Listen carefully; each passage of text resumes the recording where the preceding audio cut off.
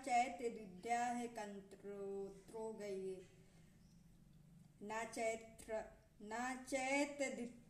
है कंत्रो व्रियो यदो जयम या वे न जयामो यनवे महात्मना जे विशोस्त विस्थिता प्रमुखे धतराष्ट्रा।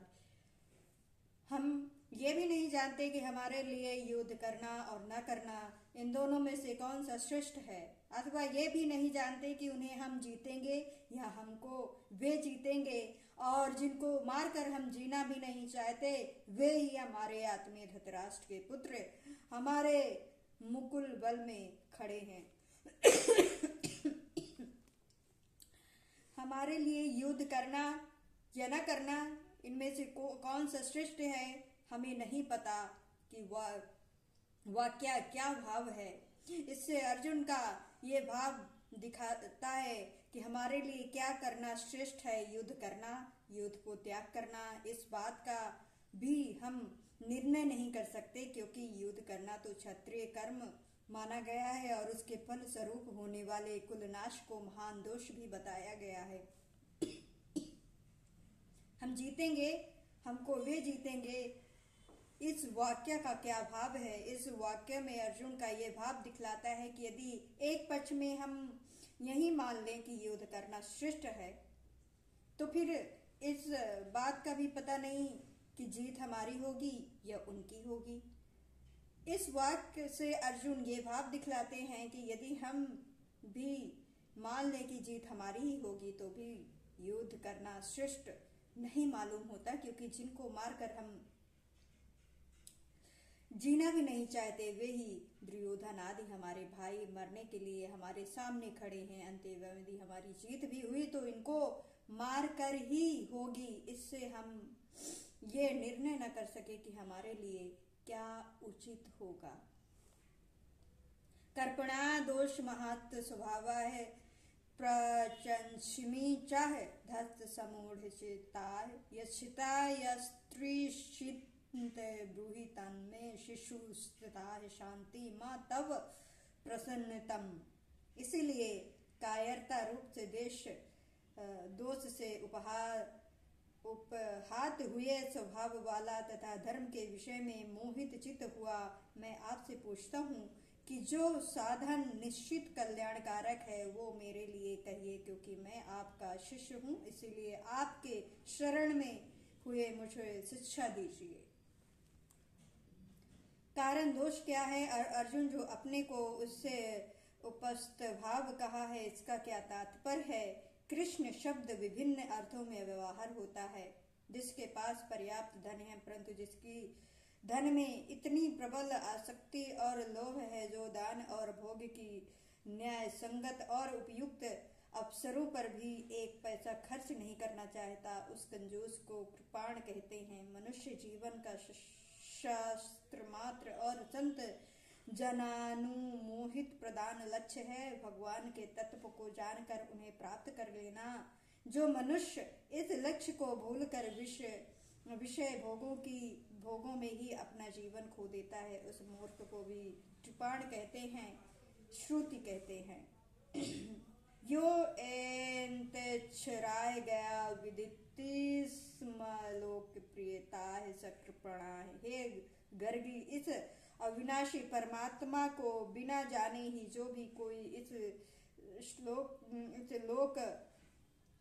से मर करके जाता है वो कृपाण है। भगवान ने भी भोग ऐश्वर्या में असक्त फल की वासना वाले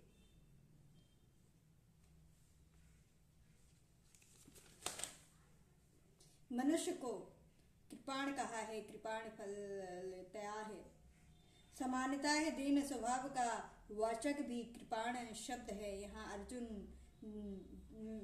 अर्जुन में जो कृपाण है वो न तो लोभ जनहित कंजूसी है और ना भोग शक्ति का कृपाणता ही है, क्योंकि अर्जुन स्वभाव से ही अत्यंत उदार दानी व इंद्र विजयी पुरुष हैं।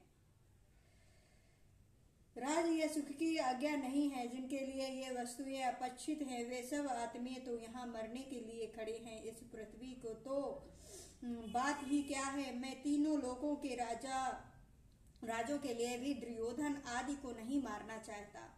समस्त भूमंडल का निष्कष्टक राज और देवताओं का अधिपाय भी मुझे शरोहित नहीं कर सकेगा।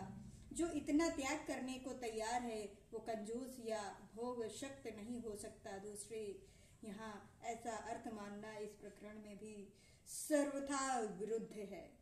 यहाँ अर्जुन का एक कार्यपाण एक प्रकार का दैन्य ही है जो कारण युक्त कायरता और शोक के रूप में प्रकट हो रहा है। संजय ने प्रथम श्लोक में अर्जुन के लिए कृपा विष्टिम पद का प्रयोग करके इस करुणा जनित कार्य का ही निर्देशित किया है। तीसरे श्लोक में स्वयं श्री भगवान ने भी लैवम पद का प्रयोग करके इसकी पुष्टि की है। अंत में यही प्रतीत होता है कि अर्जुन का कार्यपण आधुनि वंशी अश्वगण से उत्पन्न करुणा युक्त कायरता ही है। अर्जुन अर्धश क्षत्रिय हैं, स्वाभाविक ही शूरवीर हैं। उनके लिए कायरता दोष ही है, चाहे वो किसी भी कारण से उत्पन्न ही हो। इससे अर्जुन इसे कायरता दोष कहते हैं। इस कायर पदोषे अर्जुन का अतुलनीय शौर्य, वीर, धैर्य, चतुर, साहस और पराक्रमा आदि से संपन्न क्षत्रिय स्वभाव नष्ट हो गया है। इससे उनके अंग शिथिल हो रहे हैं, मुख सूख रहा है, अंग कांप रहे हैं, शरीर में जलन सी हो रही है और मन भ्रमित सा हो रहा है। करुणायुक्त कायरता के विशेष से अर्जुन अपने से इन स्वभाव विरुद्ध लक्षणों को देख करके कहते हैं कि मैं कायरता से उपहस्त भाव हो गया हूँ। अर्जुन ने अपने को धर्म सम्मूढ़ चेता है क्यों कहा है? धर्म अधर्म या कर्तव्य अर्थात निर्णय करने से जिसका अंतकरण सर्वथा समर्थ हो गया है उसे धर्म सम्मूढ़ता कहते हैं। अर्जुन का चित्त इस सब धन्य का असमंग में पड़ा है। वे एक और प्रजा पालन, क्षत्र धर्म, संरक्षण आदि की दृष्टि से युद्ध को धर्म समझ करके उसमें लगाना उचित समझते हैं, तो दूसरी ओर उनकी चित्त की वर्तमान कार्यावृत्ति युद्ध के नाना प्रकार के भयंकर परिणाम देख करके उन्हें विभिक्ष तक संन्यास और वनवासी और प्रवृत्त करना चाहती है। चित्त इन करुणा विशिष्ट की बुद्धि को किसी निर्णय पर पहुंचने ही नहीं देता है। इसी से आपनों का कर्तव्य मूढ़ता प्रकार अर्जुन कहते हैं। निश्चित श्रेयसा क्या तात्पर्य है? कौरवों की भीष्म द्रोण करनी विश्वविद्यता है, जद शूरवीरता सुरक्षित। अपनी सेना से कहीं बड़ी सेना को देख करके अर्जुन डर गए हों और युद्ध में अपने विजय की संभावना से सर्वथा निराश होकर के अपना कल्याण युद्ध करने में या न करने में, इस उद्देश्य से श्रेय शब्द का प्रयोग करके जय पराजय के संबंध में श्री भगवान से एक निश्चित निर्णय पूछते हूँ, ऐसी बात यहाँ नहीं है। ऐसी बात यहाँ नहीं है। यहाँ तो उनके चित्त में बधु स्नेह जाग उठा है और बधु स्नेह जनहित एक बहुत बड़े पाप की संभावना हो गई है, जिससे वे अपने परम कल्याण में महान प्रतिबंब समझते हैं। और दूसरी ओर उनमें ये भावना भी आ रही है कि क्षत्रिय धर्म समस्त युद्ध का जो मैं त्याग कर रहा हूँ, कहीं ये अधर्म हो और मेरे परम कल्याण में बाधा हो जाए, ऐसी बात तो नहीं है। इसी से वे निश्चिंत श्रेय की बात पूछते हैं। उनका ये निश्चिंत श्रेय जय पराजय संबंध नहीं रखता। इसका लक्ष्य भागवत प्राप्ति रूप परमात्मा कल्याण है। अर्जुन ये कहते हैं कि भगवान, मैं कर्तव्य का निर्णय करने में असमर्थ हूँ, आप ही निश्चित रूप से बतलाएं मेरे परम कल्याण का समाधान कौन सा है, साधन कौन सा है। मैं आपका शिष्य हूँ, मुझे शरणगतों का आप शिक्षा दीजिए। इस कथा का क्या भाव है? अर्जुन भगवान श्री कृष्ण के प्रिय सखा थे। आध्यात्मिक तत्व की बात दूसरी हो सकती है, परंतु व्यवहार में अर्जुन के साथ भगवान का प्रेम सभी स्थलों में बराबरी का ही संबंध था। खाने पीने, सोने, जाने, आने जाने में सभी जगह भगवान उनके साथ समान बर्ताव करते थे और भगवान के शिष्टत्व के प्रति मन में श्रद्धा और सम्मान होने पर भी अर्जुन उनके साथ बराबरी का ही व्यवहार करते थे। आज अर्जुन को अपनी ऐसी शोचनीय दशा देख करके ये अनुभव है कि मैं वस्तुतः इनसे बराबरी करने योग्य नहीं हूँ। बराबरी में सलाह मिलती है, उपदेश नहीं मिलता, प्रेरणा होती है, बलपूर्वक अनुशासन नहीं होता। मेरा काम आज सलाह और प्रेरणा से नहीं चलता। मुझे तो गुरु जी की आवश्यकता है जो उपदेश दें और बलपूर्वक अनुशासन करके श्रेय मार्ग पर ला दें तथा मेरे शोक मोह को सर्वथा नष्ट करके मुझे पर कल्याणकारी प्राप्ति करवा दे। और श्री कृष्ण से बढ़ करके गुरु मुझे कोई नहीं मिल सकता, परंतु गुरु की उपदेशता वृद्ध धारा तभी बरसती है जब शिष्य रूपी क्षेत्र उसे ग्रहण करने के लिए प्रस्तुताय हो। इसीलिए अर्जुन कहते हैं, भगवान मैं आपका शिष्य हूँ।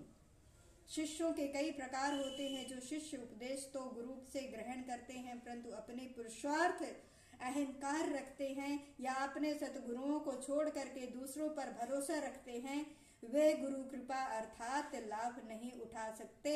अर्जुन इसीलिए शिष्य तत्व के साथ ही अपने में अन्याय शरण तुव की भावना करके कहते हैं कि भगवान मैं केवल शिष्य ही नहीं हूँ, आपके शरण में भी हूँ। प्रसन्न शब्दों का भाव अर्थ है भगवान को अंत्यान्त सर्वथा और परमात्मा श्रेष्ठ समझ करके उनके प्रति अपने को समर्पण कर देना। इसी का नाम शरणगति, आत्मनिक्षेप या आत्मसमर्पण है। भगवान सर्वशक्तिमान, सर्वता सर्वव्यापी, अंतर गुणों के अपार समुद्र, सर्वधिपति, ऐश्वर्या, मधुर्या, धर्म, शौर्य, ज्ञान, वैराग आदि के अनंत आकार, केश, कर्म, संशय और भ्रम आदि का सर्वथा नाश करने वाले परमात्मा, प्रेमी, परम हृदय, परम आत्मे, परम गुरु और परम शौर्या हैं। ऐसा विश्वास करके अपने को सर्वथा निराश्रय, निरालंब, निर्बुद्धि, निर्बल और सौष्ठव मान करके उन्होंने आश्रय, अवलंब, ज्ञान, शक्ति, तत्व और अतुलनीय शरणगत वत्सलता का दृढ़ और